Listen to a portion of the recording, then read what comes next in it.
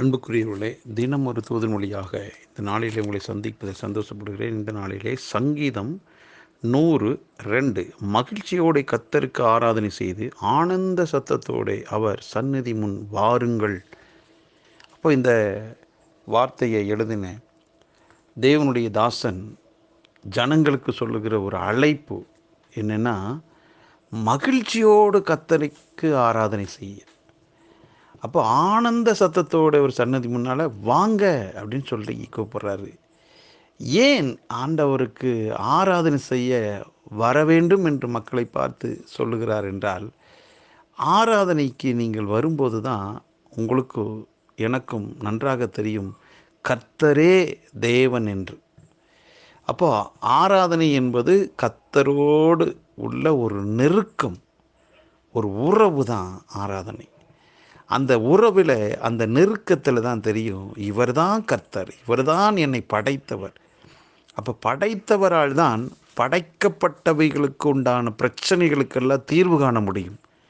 ஆகவே ஆராதனை எதற்குனா, அவர் தான் என்னை படைத்தவர் என்பதை அறிந்து கொள்வதற்காக நாம் ஆராதனைக்கு வருகிறோம்.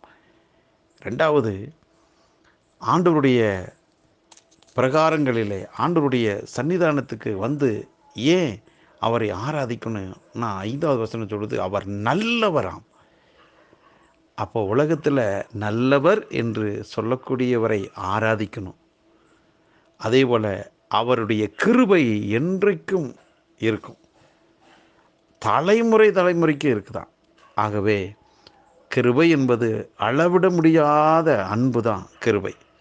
ஆகவே அந்த அளவிட முடியாத அன்பை அறிந்து கொள்ள, புரிந்து கொள்ள, அனுபவிக்க கர்த்தரை ஆராதனை செய்வதற்கு இன்று புறப்படுங்கள்.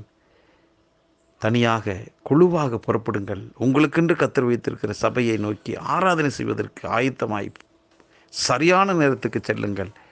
அதில் கர்த்தர் பிரியமாக இருக்கிறார். உங்களை வரவேற்பதற்கு தேவ தூதர்கள் இருக்கிறார்கள். அங்கே தேவ மகிமையும் தேவ பிரசன்னம் உங்களுக்காக ஆயத்தமாக இருக்கிறது. ஆகவே நீங்கள் போகும்போது எப்படி போனாலும், வரும்போது நீங்கள் ஒரு ராஜ கம்பீரத்தில் நீங்கள் வருவீங்க. ஏனென்றால் நீங்கள் ஆராதித்தது வானத்தையும் பூமி படைத்த தெய்வத்தை, அந்த இயேசு கிறிஸ்துவை. ஆகவே புறப்படுங்கள், வெற்றியோடு திரும்பி வாருங்கள். பரலோக பிதாவே, நீர் எங்களுக்கு கொடுத்த இந்த வாரத்தின் முதல் நாளுக்காக நன்றி அப்பா.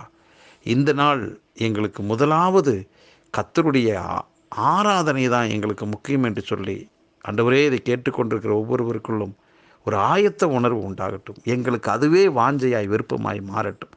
ஆராதனைக்கு செல்லக்கூடிய ஒவ்வொருவரையும் கர்த்தர் தாமே இன்னைக்கு பலப்படுத்தி, ஆண்டவரே, உம்முடைய புது நன்மையினால் அவர்களை நிரப்பி, ஆண்டவர் சந்தோஷத்தோடு மீண்டுமாய் வீட்டுக்கு அனுப்புகிறீங்க. எல்லா விதமான நன்மைகளையும் பெற்றுக்கொள்ள ஆண்டவரே, எல்லாரையும் கர்த்தாவே நீர் ஆயத்தப்படுத்துகிறீரப்பா. நன்றியப்பா. ஆண்டவரே, இதை கேட்டுக்கொண்டிருக்கிற ஒவ்வொருவரையும் மனதார வாழ்த்தி ஆசீர்வதிக்கிறேன்.